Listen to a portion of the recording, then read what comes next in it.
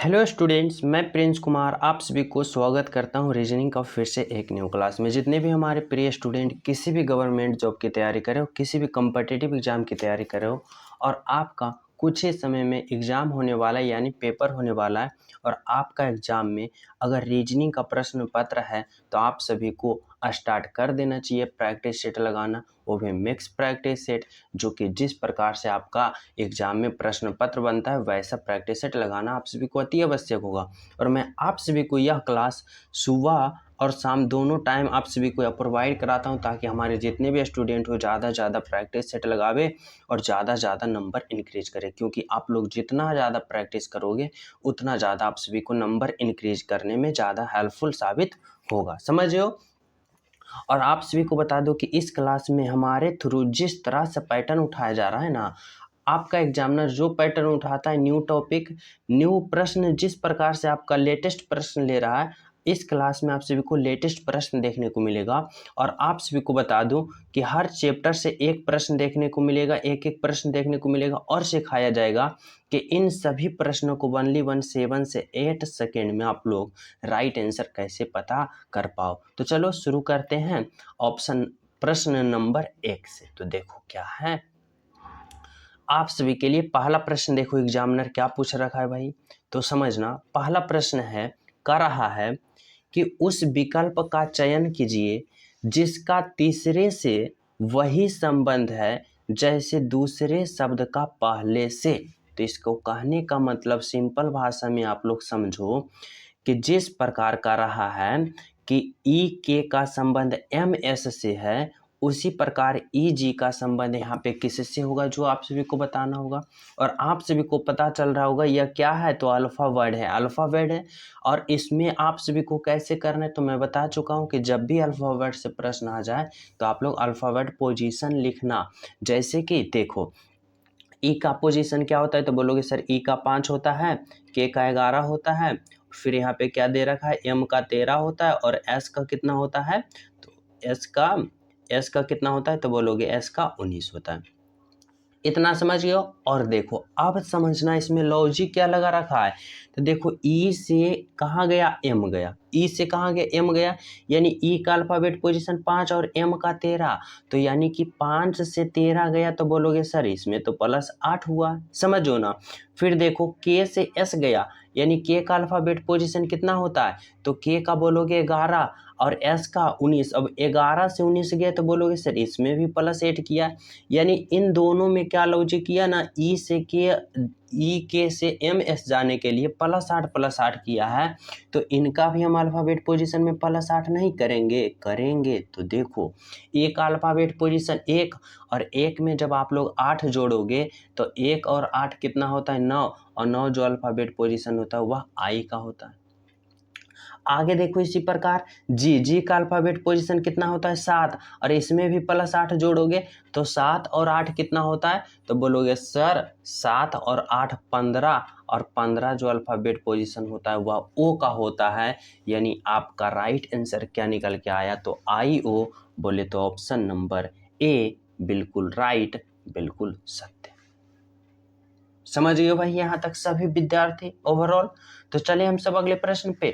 और जो जो विद्यार्थी अभी तक क्लास को लाइक नहीं किए हो, सभी प्रिय स्टूडेंट क्लास को लाइक कर देना और सेशन को शेयर कर देना, और जो न्यू हो तो चैनल भी सब्सक्राइब कर लेना ताकि सुबह शाम वाले क्लास आप सभी को नोटिफिकेशन मिल सके आसान तरीका से। समझ गए हो? तो चलिए हम सब नेक्स्ट प्रश्न पे। तो देखो अगला प्रश्न आप लोग समझने की कोशिश करना। 2 नंबर का प्रश्न क्या है, 2 नंबर का प्रश्न वही कर रहा है जो कि अगले वाले प्रश्न में कहा था, लेकिन अगले वाले प्रश्न में क्या था, अल्फाबेट से था, इस बार नंबर से है, नंबर संख्या से है। यानी कि इस बार सोचना होगा ना कि 24 जो संख्या है, 60 जिस प्रकार आया है उसी प्रकार 120 जो संख्या है, तो आगे कौन सा ऑप्शन आएगा, जो आप सभी को लॉजिक लगाना होगा और सोचना समझना होगा। तो किस प्रकार से सोचोगे भाई, तो इस प्रकार से सोचना कि जैसे कि 24 से 60 आया है तो क्या किया है, तो बोलोगे सर अगर हम 24 से 60 लाना चाहते हैं तो इसमें क्या कर सकते हैं, तो देखो इस प्रकार से करना, जैसे कि अगर 24 से 60 लाओ तो 24 में आप 5 गुना करो, तो बोलोगे सर 24 में 5 करेंगे तो 24 पचे 20 से 120 आ गया। कितना आ गया, 120। अब 120 से आपको 60 लाना है, तो इसमें क्या करो, तो इसमें भाग दे दो कितना से, तो 2 से। समझना हमारी बातों को, 24 गुने 5 120 और 120 में भागा 2 से करोगे तो 60 आ गया।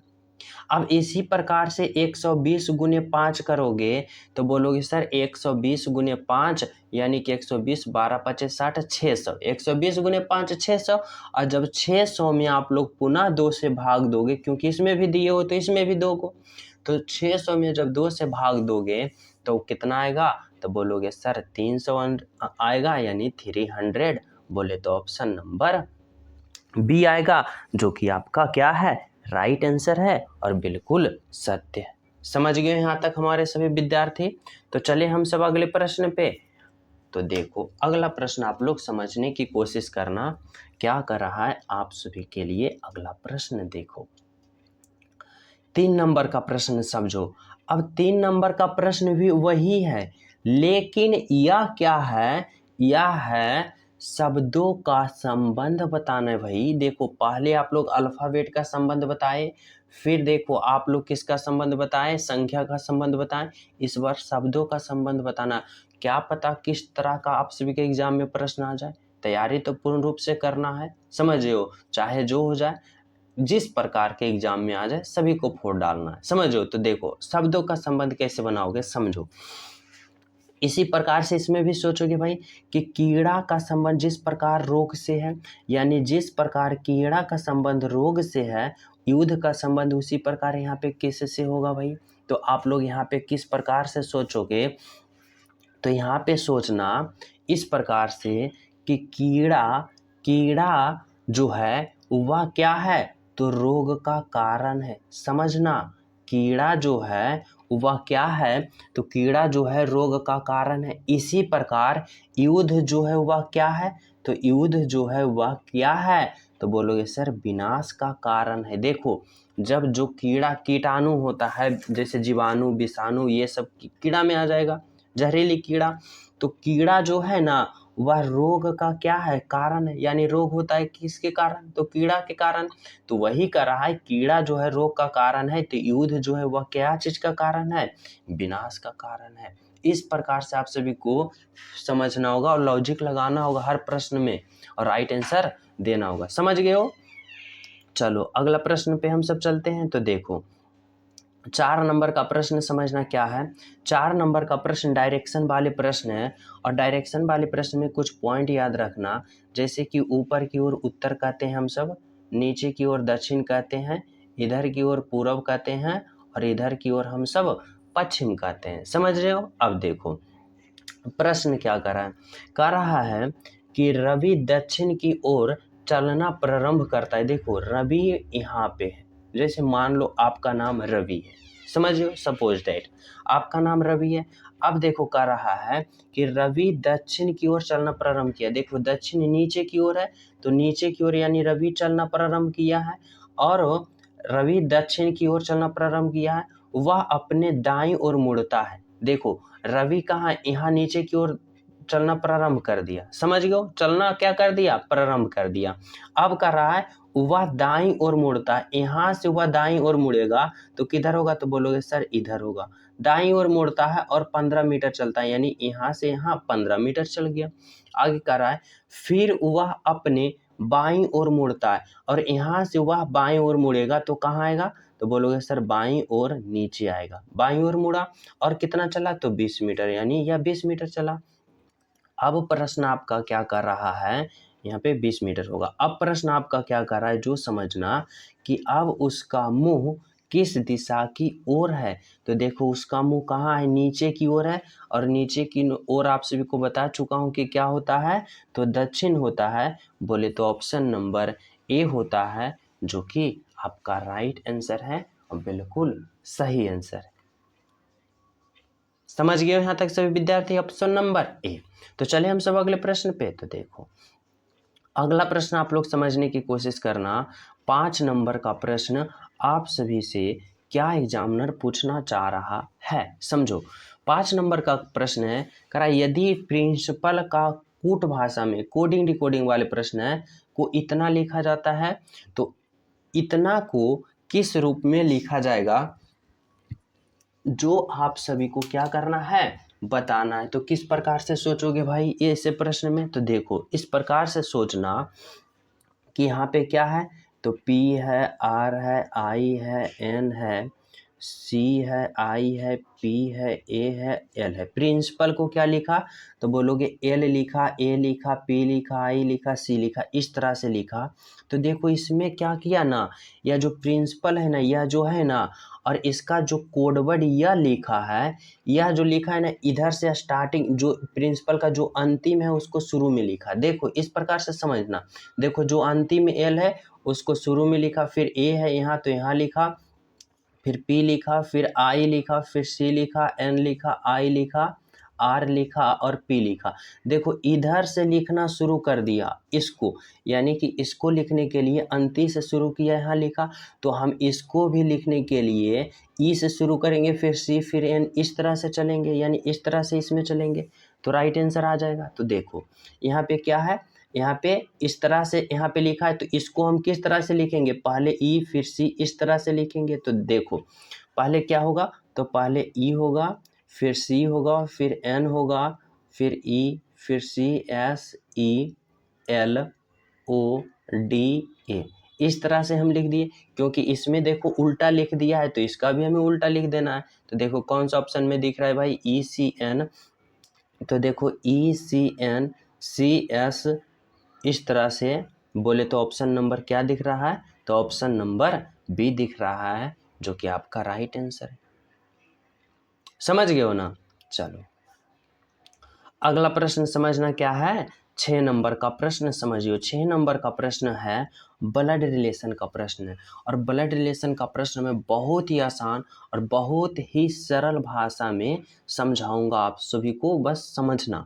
देखो कह रहा है कि एक महिला की ओर संकेत करते हुए राधा कहती है, वह मेरी दादी की एकमात्र संतान की बेटी है। देखो यहाँ पे राधा है, समझना, आर, राधा आर से संबोधित करते हैं, और एक महिला है, महिला को हम डब्लू से, वोमेन से संबोधित करते हैं, यानी डब्लू से, समझना। अब देखो क्या कर रही है राधा, एक महिला की ओर संकेत करते हुए, यानी इस महिला की ओर संकेत करते हुए राधा कह रही है कि वह, यह जो है ना, वह मेरी दादी यानी राधा की दादी जो होगी, तो कैसे होगी, तो पहले राधा के पिता, फिर पिता की माँ। समझना हमारी हर पॉइंट को, आप सभी को स्ट्रक्चर के रूप में समझाऊंगा। राधा के पिता होंगे, फिर पिता के माँ। अब देखो राधा की दादी कौन हो गए, तो ये कौन हो गए, राधा की यहाँ पे दादी लिखते हैं ना, बिल्कुल समझा देंगे आप सभी को। अब ये राधा की दादी हो गए कौन, ये पिता की माँ। देखो अब कर रहा है, वह मेरी दादी की एकमात्र संतान। अब देखो कर रही है राधा कि मेरी दादी की एकमात्र संतान, तो देखो दादी की जब एकमात्र संतान होगी तो वह कौन होंगे, वो उसका पिता ही होंगे। और एकमात्र संतान की बेटी है, एकमात्र संतान, देखो दादी की एकमात्र संतान पिता हो गए, और इसका पिता के बेटी है, यानी यह डब्लू जो है ना, इसका पुत्री है, यानी कि इसकी बेटी है, इस पिता की बेटी। अब कह रहा है राधा और महिला से क्या संबंधित है, अब देखो यहाँ पे समझना कि इसका पुत्री ये भी है और इसका पुत्री ये भी है। अब कह रहा है महिला राधा से किस प्रकार संबंधित है, यानी कि यहाँ पे राधा और महिला में क्या संबंध है, तो यहाँ पे राधा महिला को क्या कहेगी, या फिर इस महिला राधा को क्या कहेगी, तो दोनों बहन कहेगी। समझ रहे हो ना। तो राइट आंसर क्या होगा, तो बहन का होगा। तो वही तो कह रहा है कि मेरी, यहाँ पे राधा कह रही है कि वह मेरी दादी की, यानी मेरी दादी की एकलौता संतान, यानी इसके दादी के सिर्फ एक ही संतान है, तो इसका दादी के एक ही संतान जो होगा वह इसका पिता होगा। समझ रहे हो, एक ही संतान है, और एक ही एकमात्र संतान की बेटी है, यानी एकमात्र संतान है और इसकी एक बेटी कौन है, तो ये महिला, और एक बेटी कौन है, राधा है। तो ये महिला और ये महिला दोनों क्या होगी, तो बहन होगी, यानी राइट आंसर होगा ऑप्शन नंबर सी। इतना सिंपल भाषा में समझना आप सभी को, समझ गए हो। तो चले हम सब नेक्स्ट प्रश्न पे। तो देखो नेक्स्ट प्रश्न समझने की कोशिश करना आप लोग। 7 नंबर का प्रश्न क्या कर रहा है आप सभी के लिए, समझियो। कर रहा है, ये भी कोडिंग डिकोडिंग वाले प्रश्न में आता है कि किसी कोड भाषा में सी इज ब्रेव का अर्थ है सी को नीक, और कर रहा है सी हैज ऑलवेज स्माइलिंग का अर्थ है पी शोर टी को। तो सी के लिए कौन सा कोड का प्रयोग किया गया है। तो देखो आप लोग, बहुत ही सिंपल प्रश्न है, इसमें थोड़ा सा लॉजिक लगाना है, बस बता देंगे तो और ज़्यादा सिंपल हो जाएगा समझना। देखो यहाँ पे कह रहा है सी इज ब्रेव, और यहाँ पे कह रहा है सी हैज ऑलवेज स्माइलिंग में कह रहा है सी का कोड वर्ड क्या होगा। तो देखो इसका कोड यहाँ पे लिख रखा है और इसका कोड यहाँ पे लिख रखा है, और सी का कोड पूछ रहा है भाई। तो देखो यहाँ पे सी इज ऑलवेज है और सी है, यहाँ पे सी इज ब्रेव है, यहाँ पे सी हैज ऑलवेज स्माइलिंग है। अब आप लोग यहाँ पे बताना, यहाँ पे समझना इस तरह से कि ये दोनों में कौन सा कॉमन है। यहाँ पे देखो सी का कोड पूछ रहा है, तो देखो ये दोनों में सी क्या है, दोनों में कॉमन है। और देखो कुछ मिल रहा है तो बोलोगे सर यहाँ सी मिल रहा है, यहाँ सी मिल रहा है, लेकिन हैज ऑलवेज स्माइलिंग और इज ब्रेव नहीं मिल रहा है, यानी दोनों अलग है। ओनली वन सी कॉमन मिल रहा है। तो देखो यहाँ पे इसका कोड भी जो रहेगा ना, वह सी का कोड सेम मिलेगा। तो देखो यहाँ पे समझना, सी इज ब्रेव का कोड क्या है, SUEKO निक, और यहाँ पे सी हैज ऑलवेज स्माइलिंग का कोड क्या है, तो PISORTIKO। अब देखो ये दोनों में कौन सा कोड मिल रहा है, तो बोलोगे सर यहाँ पे इसमें भी को मिल रहा है, इसका कोड में इसमें को मिल रहा है, और इसका कोड वर्ड में यहाँ भी देखो को मिल रहा है, और यहाँ पे इन दोनों में क्या मिल रहा है, ओनली यहाँ पे सी मैच कर रहा है, यहाँ पे सी मैच कर रहा है, और सी का तो हमें ही कोड पूछ रहा है। तो सी का कोड क्या दिख रहा है, तो KO दिख रहा है, यानी आपका राइट आंसर KO है। तो इस प्रकार से आप लोग कॉमन यहाँ पे सोचना कि आपका किसका कोड पूछ रहा है, तो सी का कोड पूछ रहा है। अब देखो ये दोनों में कॉमन क्या है, तो ओनली वन सी कॉमन है, तो इसका कोड भी कॉमन होगा ना दोनों को, यानी समान होगा। तो वही को देखो इसका समान है, यानी सी का कोड क्या है, तो KO है, जो कि आपका राइट आंसर है। समझ गए हो सभी विद्यार्थी, किसी को कोई डाउट नहीं है। तो चलो देखो 8 नंबर का प्रश्न समझिए। यह प्रश्न आप सभी को कैलेंडर से है। आप सभी को मैं बताया हूँ ना, एग्जाम का फीलिंग होगा, जिस प्रकार से हर चैप्टर से कवर कराया जाता है ना, उसी प्रकार से आप सभी को देखने को मिलेगा। नो प्रॉब्लम, नो टेंशन आपकी तैयारी की। अगर आप लोग हमारे तरफ से सुबह शाम प्रैक्टिस करते हो ना, तो इसमें बादशाह हो जाओगे, बादशाह रीजनिंग। समझ गए हो। तो देखो प्रश्न है कि आज मंगलवार है, तो आज से 61 दिन बाद कौन सा दिन होगा। देखो कराए आज मंगलवार है, तो 61 दिन, वही साल का पूछ रहा है 61 दिन। अगर आज, जैसे कि आज मैं आप सभी को बताऊं, सपोज डेट कि आज 2024 है, अप्रैल है, समझना। और कर रहा है 61 दिन, यानी आज मंगलवार है ना, आज मंगलवार है, तो 61 दिन बाद कौन सा दिन होगा। तो आप सभी को कैसे करना है, तो देखो आप सभी को पता होगा कि एक सप्ताह में कितने दिन होता है, तो बोलोगे सर सिंपल से 7 दिन होता है। अब देखो यहाँ पे क्या कर रहा है, 61 दिन बाद, तो इस 61 में आप लोग 7 से भाग दे दो, तो देखो 7 × 56, 7 × 56, 7 × 63 ज़्यादा हो जाता है, तो 7 × 56 और 56 में 61 जाएगा, तो कितना बचेगा, 5। देखो आप सभी को यहाँ पे रेंडम कितना दिन बच रहा है, तो बोलोगे सर 5 दिन बच रहा है, और यह जो रेंडम 5 दिन बच रहा है, आप सभी को मंगलवार में यह 5 दिन जोड़ दो, जो होगा आपका राइट आंसर होगा। तो देखो क्या होगा, तो मंगलवार में 5 दिन जोड़ो तो क्या होगा, बुध, गुरु, शुक्र, शनि और फिर रवि, यानी रविवार। बोले तो option number D is the right answer, बिल्कुल सही। समझ गए भाई। चले हम सब अगले प्रश्न पे। तो देखो अगला प्रश्न आप लोग समझना क्या कर रहा है, 9 नंबर का प्रश्न, सभी विद्यार्थी ईमानदारी पूर्वक समझने की कोशिश करना। देखो कर रखा है यहाँ पे कि निम्नलिखित प्रश्नों में, समझना, निम्नलिखित प्रश्नों में विषम को छाटे।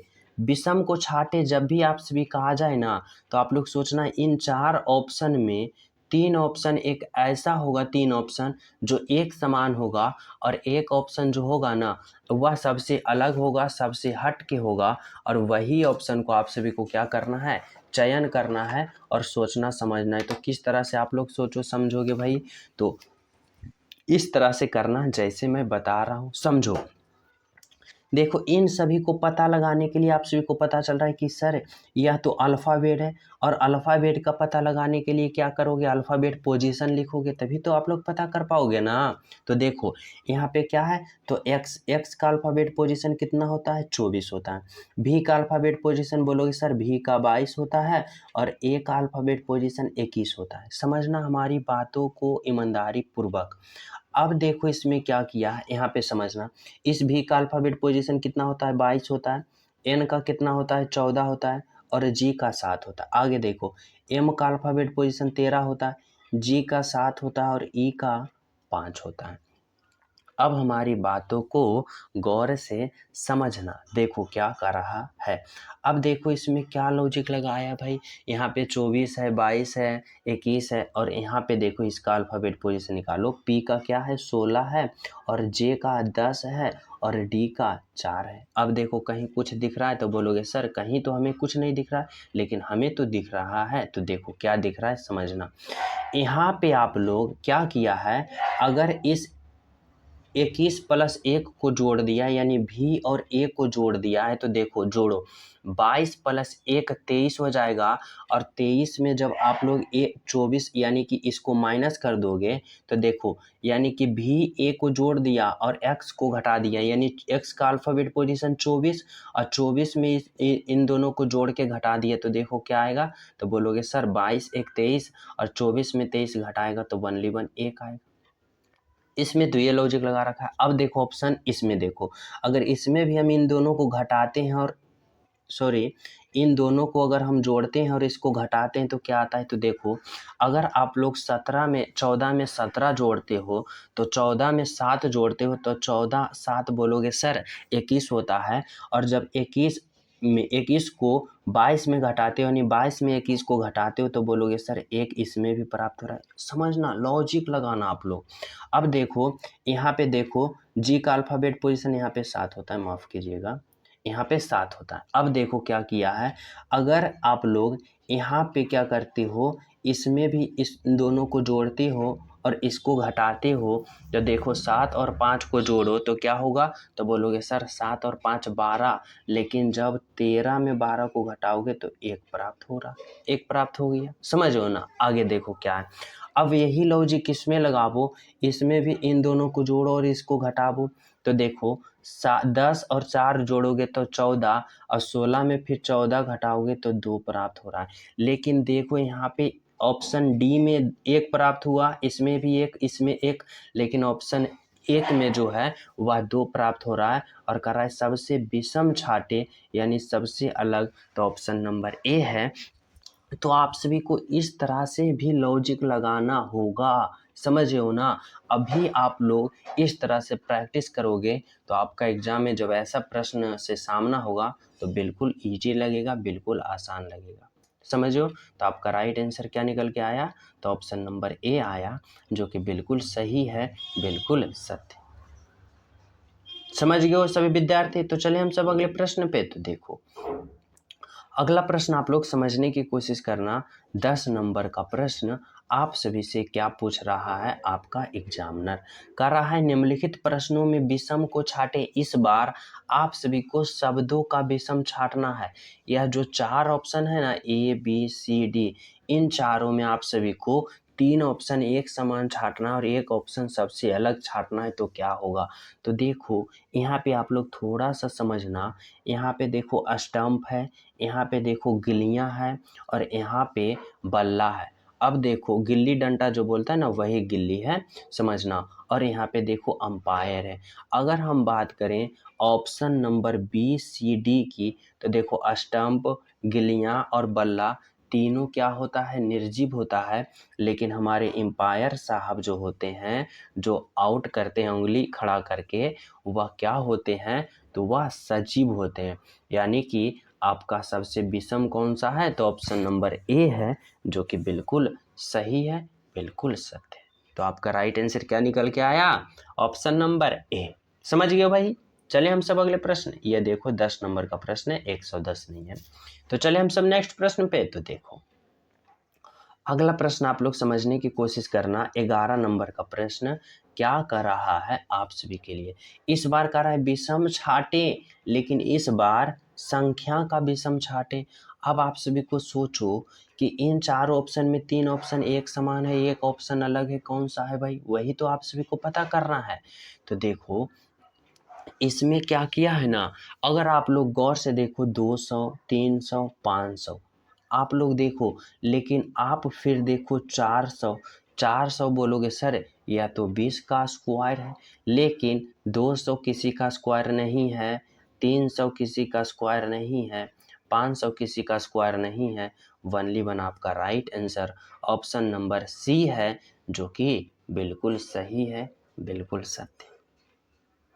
समझ गए हो। तो आपका राइट आंसर क्या निकल के आया, तो ऑप्शन नंबर सी आया, जो कि क्या है, बिल्कुल सही।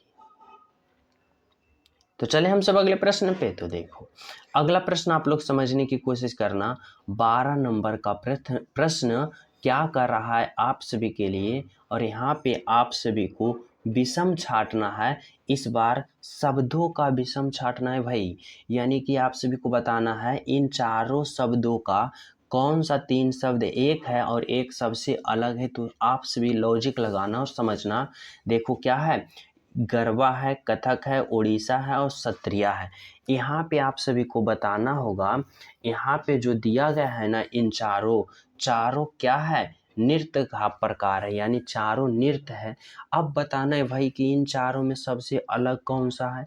तो देखो अगर हम बात करें कथक की, अगर हम बात करें ओडिसी की, अगर हम बात करें सत्रिया की, तो इन सब क्या है, तो क्लासिक नृत्य है। बोलोगे सर ये सब क्लासिक नृत्य है, लेकिन ऑप्शन नंबर डी गरबा जो है यह सबसे अलग है, यही विषम है और यही आपका राइट आंसर है। तो इस प्रकार से आप लोग राइट आंसर का पता कर पाओगे, जो कि बिल्कुल सही है, बिल्कुल सत्य है। समझ गए हो सभी विद्यार्थी। तो चले हम सब अगले प्रश्न पे। तो देखो अगला प्रश्न आप लोग समझने की कोशिश करना, 13 नंबर का प्रश्न समझियो। 13 नंबर का प्रश्न में क्या कर रहा है, कह रहा है असंगत चुनिए। यह जो बता रखा है ना, यह जो नंबर सीरीज है ना, इसमें कहीं ना कहीं एक जो संख्या है वह असंगत यानी इरर है, गलत है, और वही आप सभी को पता करना है। तो क्या होगा, तो सबसे पहले देखो यह सीरीज किस प्रकार का है। तो बोलोगे सर यह सीरीज बढ़ रहा है, घट रहा है, बढ़ रहा है, घट रहा है, बढ़ रहा है, घट रहा है, यानी इस प्रकार के सीरीज में आप सभी को सोचना होगा कि कौन सा ऑप्शन जो है असंगत है भाई। तो देखो आप सभी बताना, सभी विद्यार्थी सोचना इस प्रश्न में कि क्या होगा। तो देखो समझना, अगर आप लोग 29 से 37 जाते हो तो क्या होगा, तो बोलोगे सर +8 होगा, 29 + 8 37। आगे देखो अगर 37 से 21 जाते तो क्या होगा, तो बोलोगे सर माइनस किया, कितना माइनस किया, तो 7 में से 1 जाएगा 6, 2 में से 1 जाएगा 1, 16। आगे देखो क्या होगा कि अगर आप लोग 21 से 43 जाते हो, यानी 21 से 43 जाते हो तो क्या हो रहा है, तो बोलोगे सर 21 से 43 जा रहा है तो इसमें जुट रहा है कितना, तो 2 और 2 22 जुट रहा है। समझियो आगे देखो क्या हो रहा है, फिर 43 से 13 जाते हो तो क्या हो रहा है, तो बोलोगे सर 43 से 13 जा रहे हैं तो यहाँ 0 और 4 में से 1 जाएगा 30, यानी यहाँ पर 30 क्या हो रहा है, घट रहा है। फिर देखो 13 से 53 जाते हो तो क्या बढ़ रहा है, तो बोलोगे सर यहाँ पे बढ़ रहा है, कितना बढ़ रहा है भाई, तो यहाँ पे बढ़ रहा है 40। कितना बढ़ रहा है, तो 40 बढ़ रहा है। आगे देखो जब जब यहाँ से 53 से 5 जाते हो तो बोलोगे सर 53 से 5 गए तो 48 क्या हुआ, घट गया। अब आप लोग देखो कि इसमें क्या कहीं कुछ गलत दिख रहा है, तो देखो इस तरह से लगाओ लॉजिक कि अगर 8 बढ़ा, 8 दूनी 16 घटा, तो 8 तिया 24, 8 का 8, 8 दूनी 16, 8 तिया 24, 8 चौका 32, 8 पचे 40, 8 छक्का 48। देखो कहीं कुछ आप सभी को समझ में आया तो बोलोगे जी सर आ गया। तो क्या आया तो देखो 8 का 8, 8 दूनी 16, 8 तिया 24, 8 चौका 32, लेकिन 8 पचे 40, 8 छक्का 48। ये यहाँ पे क्या हो रहा है, नहीं मैच कर रहा है, यानी यही वाले अंक को हमें चेंज करना होगा। तो देखो क्या करना पड़ेगा भाई, तो इस प्रकार से सोचो कि यहाँ पे देखो 8 जुड़ा, फिर देखो 8 घटा, 8 का 8, 8 दूनी 16, 8 तिया 24, 8 छक्का 32, 8 पचे 40 फिर जुड़ा और 8 छक्का 48 घटा। तो यानी क्या सीरीज चल रहा है, तो बोलोगे सर यहाँ पे बढ़ रहा है घट रहा है, फिर बढ़ रहा है घट रहा है, तो यहाँ भी बढ़ना चाहिए और घटना चाहिए आए, तभी तो समझ में, तभी तो राइट आंसर आप सभी को पता कर पाओगे। तो देखो इस प्रकार से सोचना कि क्या होगा। तो देखो यहाँ पे पहले बढ़ा फिर घटा, तो यहाँ पे बढ़ना चाहिए और यहाँ पे घटना चाहिए, समझो। यहाँ पे देखो बढ़ा घटा, फिर यहाँ पे देखो बढ़ा और यहाँ पे घटा, तो क्या बढ़ना चाहिए और क्या घटना चाहिए। तो देखो अगर यहाँ पे 8 का 8, 8 दूनी 16, तो यहाँ पे क्या होना चाहिए, तो 8 का 8, 8 दूनी 16, 8 तिया 24, यानी 22 के जगह क्या होना चाहिए, तो 24 होना चाहिए, यानी 24 जुटना चाहिए। तो देखो 21 में जब 24 जोड़ोगे तो कितना होगा, तो 4 1 5 और 2 और 2 4, यानी कि यहाँ पर 45 होना चाहिए, 45 होना चाहिए। अब देखो यहाँ पे 8 का 8, 8 दूनी 16, 8 तिया 24, 8 चौका 32, तो यहाँ पे कितना घटना चाहिए, तो 32 घटना चाहिए। अब देखो 45 में 13 घटाओगे तो 32 आएगा, 5 में से 3 जाएगा 2 और 4 में से 1 जाएगा 3, यानी कि यह भी सही है। तो यहाँ पे आप सभी को एरर क्या मिला, तो यहाँ पे जो 43 है ना यही गलत है, यानी 43 का जगह 45 होना चाहिए, यानी कि आपका right answer option number C है, जो कि क्या है, एरर है, गलत है, बिल्कुल गलत है, यानी इसके जगह होना चाहिए 45, यानी आपका right answer option number C होगा। यहाँ तक सभी विद्यार्थी समझ गए हो, किसी को कोई डाउट नहीं होना चाहिए, 1% भी नहीं होना चाहिए, 0.009% भी नहीं होना चाहिए। सभी विद्यार्थी समझ गए हो तो थम्स अप कर देना। तो चलिए हम सब अगले प्रश्न पे। तो देखो अगला प्रश्न आप लोग समझना क्या कर रहा है, 14 नंबर का प्रश्न समझियो क्या है। देखो कह रहा है कि किसी घड़ी में 9:30 बज रहा है, समझना, किसी घड़ी में 9:30 बज रहा है, तो वह सही समय क्या होगा जो दर्पण में दिखाई देगा। देखो भाई हमारा एक बात आप लोग गौर करना, जब भी आप सभी को किसी भी घड़ी का समय उठा के दे दे, घड़ी का किसी भी समय दे दे उठा के, और पूछे दर्पण में इसका कैसा दिखाई देगा समय, तो आप लोग हमारे एक बात को रट जाओ, दिमाग में सेट कर जाओ कि जब भी घड़ी का समय दिया रहे और पूछे दर्पण में कैसा बनेगा, तो 11:60 में उस घड़ी का टाइम को घटा देना, जो आएगा वह दर्पण में दिखेगा। तो देखो यहाँ पे क्या पूछा है, 9:30 को आप सभी को बताना है क्या होगा घड़ी का टाइम। तो देखो आप लोग घटा दो 11:60 में 9:30, तो 60 मिनट में 30 मिनट जाएगा, तो यहाँ पे 30 मिनट होगा, और 11 में से 9 जाएगा तो 9 2 11, यानी 2:30 दिखाएगा आपका घड़ी, किस में, दर्पण में, बोले तो ऑप्शन नंबर ए। सभी विद्यार्थी समझ गए हो। तो चले हम सब अगले प्रश्न पे। तो देखो अगला प्रश्न आप लोग समझने की कोशिश करना, सभी विद्यार्थी क्या कर रहा है, 15 नंबर का प्रश्न समझियो। 15 नंबर का प्रश्न में क्या रखा है कि यदि जोड़ का अर्थ घटाव, घटाव का अर्थ गुना, भाग का अर्थ जोड़ और गुना का अर्थ भाग, तो इसका मान क्या होगा। जैसे जैसे कर रहा है वैसे वैसे मान आप लोग रखो। तो देखो यहाँ पे क्या है, 50 है, फिर देखो गुना का अर्थ भाग है, तो यहाँ पे भाग दो 5, फिर देखो भाग का अर्थ क्या है भाई, तो भाग का अर्थ जोड़ है, तो यहाँ पे जोड़ दो 3, फिर देखो घटाव, घटाव का अर्थ क्या है, तो घटाव का अर्थ क्या है, यहाँ पे देखो भाग, भाग का अर्थ जोड़, भाग का अर्थ जोड़ दिया है, फिर देखो घटाव का अर्थ क्या है, तो घटाव का अर्थ गुना है, तो यहाँ पे गुना दो 2, फिर देखो जोड़, जोड़ का अर्थ क्या दे रखा है, तो जोड़ का अर्थ घटाव दे रखा है, यहाँ पे घटा दो। अब इसका आप लोग क्या करो, तो कैलकुलेशन कर डालो। देखो सबसे पहले बोर्ड मास प्रयोग करोगे, यानी पहले भाग, फिर गुना, फिर जोड़, अंत में घटाव।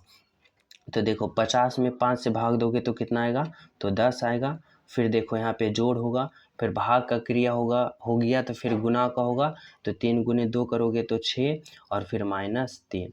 अब देखो क्या करोगे, भाग का भी हो गया, गुना का हो गया, फिर जोड़ करो तो 10 + 6 16 और 16 में से 3 घटाओगे तो कितना होगा 13। बोले तो ऑप्शन नंबर ए आपका राइट आंसर है, जो कि बिल्कुल सही है, बिल्कुल सत्य है। सभी विद्यार्थी यहाँ तक समझना चाहिए, किसी को एक डाउट नहीं होना चाहिए हमारे क्लास में, समझ गए हो। चलो अगला प्रश्न देखो आप सभी के लिए क्या है, 16 नंबर का प्रश्न समझना। 16 नंबर का प्रश्न देखो डाइस वाले प्रश्न है, और इसको मैं तो आप सभी को चुटकियों में समझा दूंगा कि कभी नहीं भूल पाओगे। कह रखा है ना कि दिए गए पासे के 3 फलक दर्शाया गया है। देखो 1 2 3 है, और 4 का विपरीत फलक, देखो 4 का आप सभी को विपरीत पूछना बताना है। और मैं आप सभी को बता दूं कि इसका जल्द ही क्लास, एक स्पेशल क्लास डाइस के लेकर आ रहा हूं। अगर आप लोग कमेंट में करना चाहते हो तो और जल्दी चला जाएगा, लेकिन मैं बहुत ही जल्दी कोशिश करूंगा लेकर आने के लिए कि डाइस का एक आना चाहिए जो कि 1 कॉमन हो, 2 कॉमन हो, 3 कॉमन हो, 2 डाइस हो, 3 डाइस हो, ओपन डाइस हो, क्लॉक डाइस हो। आप सभी को एक क्लास में सपाटा करने वाले हैं सभी को, समझ रहे हो। तो इस प्रश्न में भी समझना, इस प्रश्न में तो बारीकता से समझाऊंगा। देखो करा पासे के अंक का 4 के विपरीत फलक क्या होगा। तो देखो हमारी बातों को गौर से समझना। यहाँ पे देखो फिगर 1 है, फिगर 2 है, फिगर 3 है। यहाँ पे देखो फिगर 1 और 2 को अगर चलते हो, समझना, पहले आप लोग हमारी बात को समझना। फिगर 1 और फिगर 2 को चलते हैं तो इन दोनों में क्या कॉमन आ रहा है, तो बोलोगे सर यहाँ 4 है, यहाँ 4 है। अब देखो इसमें क्या है कॉमन, तो बोलोगे सर एक एक कॉमन है। और जब डाइस में एक एक कॉमन हो तो क्या होता है, तो हमारी बातों को गौर से समझना। जहाँ जो कॉमन होता है, जैसे ये कॉमन है, तो ये क्लॉकवाइज चलता है, यानी घड़ी की दिशा में चलता है, इस प्रकार से चलेगा, इस प्रकार से चलेगा। और यहाँ पे कॉमन क्या है भाई, तो देखो यहाँ पे कॉमन 4 है, तो 4 घड़ी की दिशा में इस तरह से चलेगा क्लॉकवाइज। अब देखो हमारी बातों को गौर से समझना। यहाँ पे देखो स्टार्ट कहाँ से हुआ, 4 से, यहाँ भी स्टार्ट 4 से हुआ। तो देखो यहाँ पे 4 है, 4 के बाद फिर इसमें देखो, पहले इसमें देखो 4 के बाद क्या है, 3 है तो 3, फिर देखो 3 के बाद क्या है, 2 है तो 2। अब इसमें आ जाओ, ये 4 है तो यहाँ पे नीचे 4 लिखो, फिर 4 के बाद क्या है, 5 है तो 5 लिखो, 5 के बाद क्या है, 1 है तो 1 लिखो। अब यहाँ पे हमारी बातों को गौर से समझना कि देखो 3 का उल्टा 5 है, यानी 3 का अपोजिट 5 और 2 का अपोजिट 1। तो बोलोगे सर हमें तो चाहिए 4 का अपोजिट, क्योंकि 4 का अपोजिट हमें प्रश्न में कहा है। तो देखो 4 का अपोजिट का रहा है, तो 4 का अपोजिट कहोगे, 4 4 2 दोनों समान है। तो देखो यहाँ पे 3 का उल्टा 5 और 2 का उल्टा 1, यानी 2 और 1 कवर हो गया, 3 और 5 कवर हो गया, यहाँ पे 4 है। तो यहाँ पे कौन सी संख्या बच रहा है, तो बोलोगे सर 6 जो है वह बच रहा है, यानी 4 का उल्टा 6 और 6 का उल्टा 4। क्योंकि देखो 5 और 3 का उल्टा 5, 5 का उल्टा 3, 2 का उल्टा 1, 1 का उल्टा 2, तो बच रहा है कौन, यहाँ पे 4 है, तो यहाँ पे बच रहा है कौन, 1 6, यानी 4 का उल्टा 6, 6 का उल्टा 4, यानी कह रहा है 4, यानी 4 का विपरीत, तो 4 का विपरीत 6 है तो 6। अब बोलोगे सर फिगर 3 किस लिए दे रखा है भाई, इसमें आप लोग कोई उपयोग ही नहीं किए हो। तो समझना हमारे बच्चे, देखो यहाँ पे देखो, अगर आप लोग फिगर 2 और फिगर 3 की करते हो बात, तो देखो इसमें फिगर 2 और 3 में क्या हो रहा है, तो देखो यहाँ पे बोलोगे सर यहाँ पे 4 है और यहाँ भी 4 है, और यहाँ पे 2 है, यहाँ पे भी 2 है। तो देखो समझना कि यहाँ पे देखो 2 2 कॉमन है, और आप सभी को जब भी डाइस में 2 कॉमन दिखे, जैसे यहाँ पे 4 और 2, यहाँ पे 4 और 2 कॉमन है, तो आप लोग ये 5 जो बचा और ये 3 बचा, यानी 5 अपोजिट, 5 उल्टा हो जाएगा 3 का और 3 उल्टा हो जाएगा 5 का। समझना हमारी बातों को, 5 उल्टा हो जाएगा 3 का और 3 उल्टा हो जाएगा 5 का। यहाँ तक समझ गए हो। अब बोलोगे सर 4 और 2 और 4 और 2 क्या होगा, तो 4 और 2 संभावना में चला जाएगा, यानी 4 2 2 3 प्रकार से संभावना में होगा, तो ओनली वन 3 और 5 का अपोजिट होगा। अब बोलोगे सर 4 और 2 का हम कैसे अपोजिट निकालेंगे, तो फिर इस 3 और फिगर 2 में आ जाओ।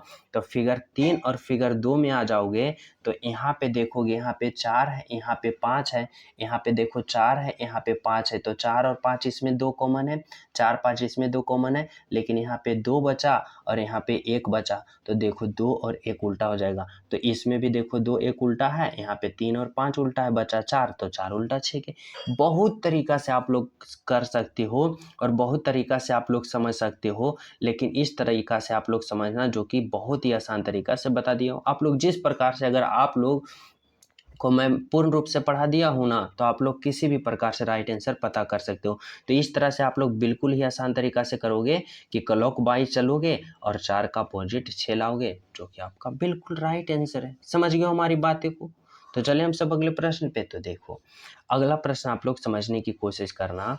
17 नंबर का प्रश्न आप सभी को क्या कर रहा है, समझना सभी विद्यार्थी। देखो करा, एक निश्चित कोड भाषा में LEADER लीडर को इतना लिखा जाता है, तो BASICS को क्या लिखा जाएगा, जो आप सभी को बताना होगा। तो इस देखो यहाँ पे अल्फ़ाबेट से है ना, तो आप लोग सभी को क्या बता चुका हूँ कि अल्फ़ाबेट पोजीशन का प्रयोग करना। देखो क्या है, L है, यहाँ पे क्या है, L है, E है, A है, D है, E है, R है।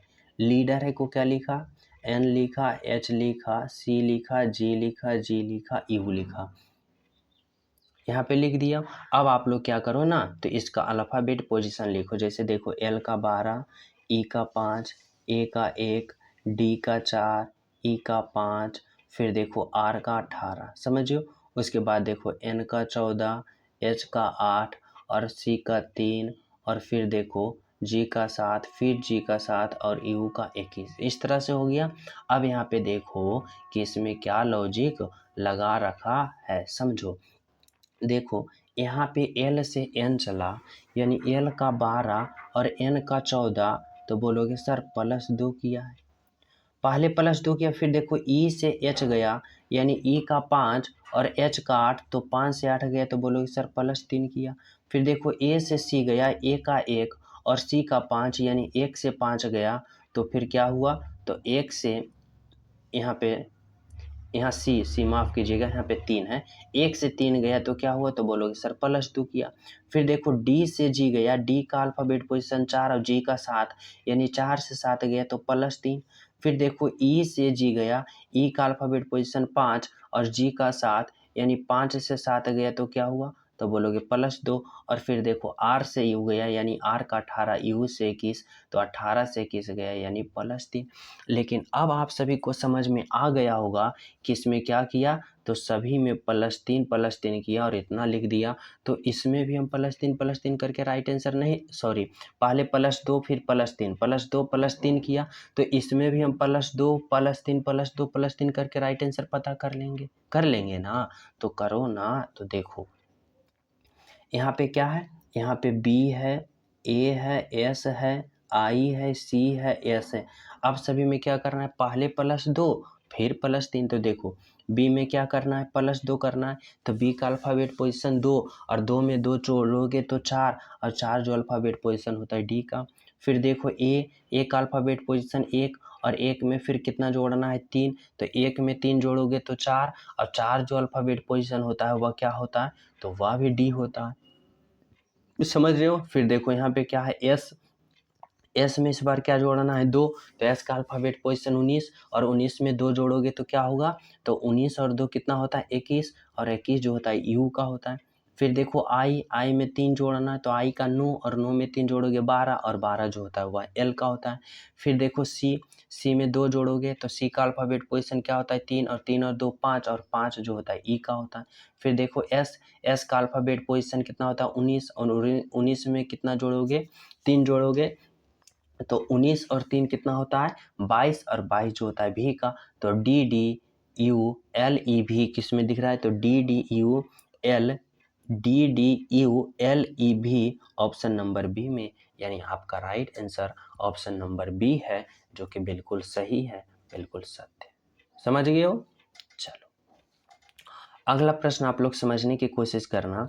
क्या कर रहा है 18 नंबर का प्रश्न समझियो और आसान भाषा में आप लोग राइट आंसर बताना क्या होगा। तो देखो यहाँ पे कर रहा है ना, यह भी नंबर सीरीज वाले प्रश्न है और यहाँ पे व्हाट के जगह क्या होगा जो आप सभी को बताना होगा और किस प्रकार से होगा जो बताओगे। समझो यहाँ पे देखो क्या हो रहा है, तो बोलोगे सर सबसे पहले नंबर सीरीज में आ जाए ना आपका प्रश्न, तो इस प्रकार से सोचना कि क्या है आखिर नंबर सीरीज में दे रखा।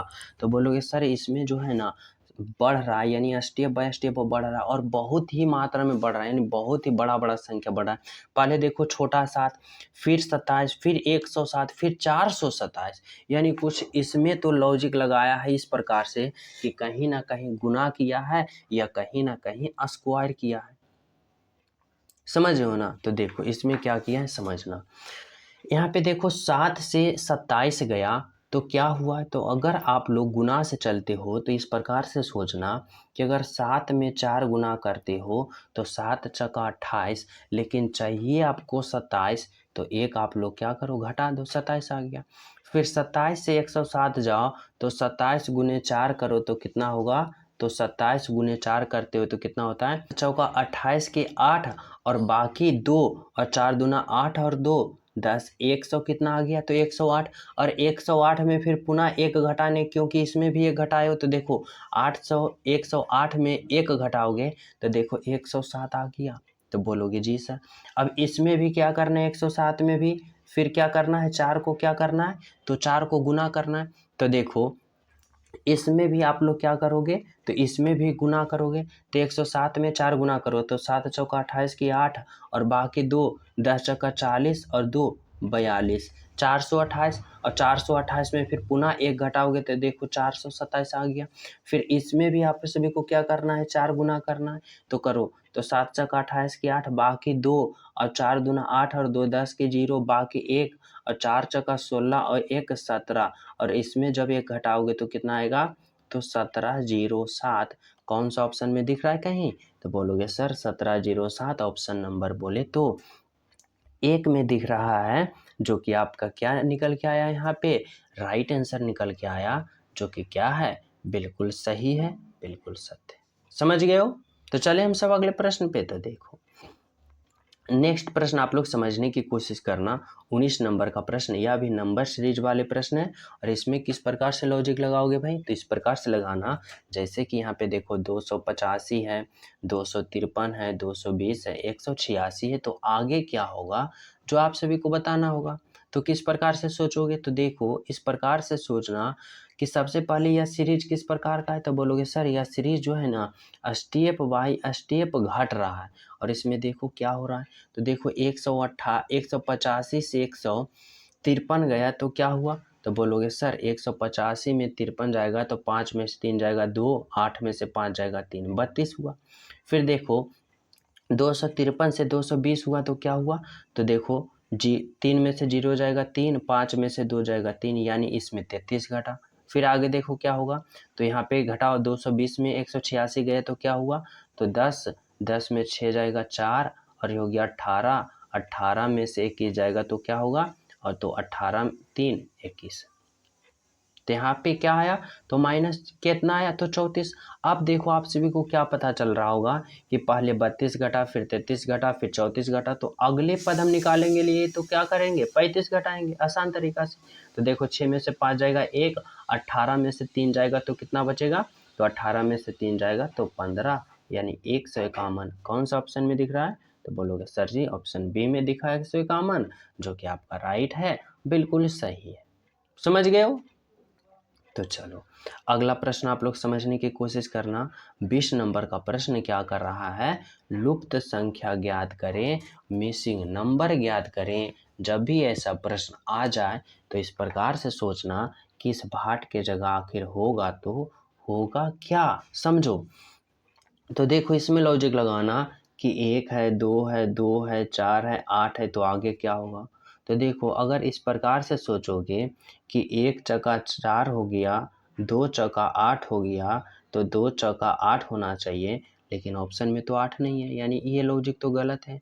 तो इस प्रकार से सोचो कि अगर हम पहली संख्या और दूसरी को गुना करते हैं, 1 गुना 2 तो देखो 2 आ गया, फिर ये दोनों को गुना करते हैं 2 दूना 4 तो ये आ गया, फिर 4 इसको गुना करते हैं 2 गुना 4 करते हैं तो देखो 8 आ गया, और जब इसको लाने के लिए क्या करेंगे 8 गुना 4 करेंगे तो 8 चौका 32, यानी यहाँ पर 32 होना चाहिए, जो कि ऑप्शन में है। तो बोलोगे जी सर है ऑप्शन सी में, यानी राइट आंसर आपका ऑप्शन नंबर सी है। समझ गए हो? चलो अगला प्रश्न आप लोग समझना क्या है। अगला प्रश्न, और यह प्रश्न मैं आप सभी को होमवर्क के रूप में दे रहा हूँ। हाथी बाघ जानवर का इस प्रकार से इन चारों ऑप्शन में से एक ऑप्शन चयन करोगे जो कि इन तीनों का कौन सा ऑप्शन सही संबंध बता रहा है। समझियो आप सभी प्रिय स्टूडेंट इस प्रश्न का राइट आंसर कमेंट में जरूर बताना कि सर जी इस प्रश्न का राइट आंसर ऑप्शन नंबर ये है, ये है, ये। सभी विद्यार्थी और जो क्लास को भी लाइक नहीं किए हो लाइक वाले बटन को दबा दो और अपने दोस्तों के पास शेयर कर देना, और जो न्यू हो चैनल पे पहली बार हो तो चैनल सब्सक्राइब कर लेना। तो मिलते हैं आप सभी को अगले क्लास में, जब तक सभी प्रिय स्टूडेंट को हमारे तरफ से जय हिंद।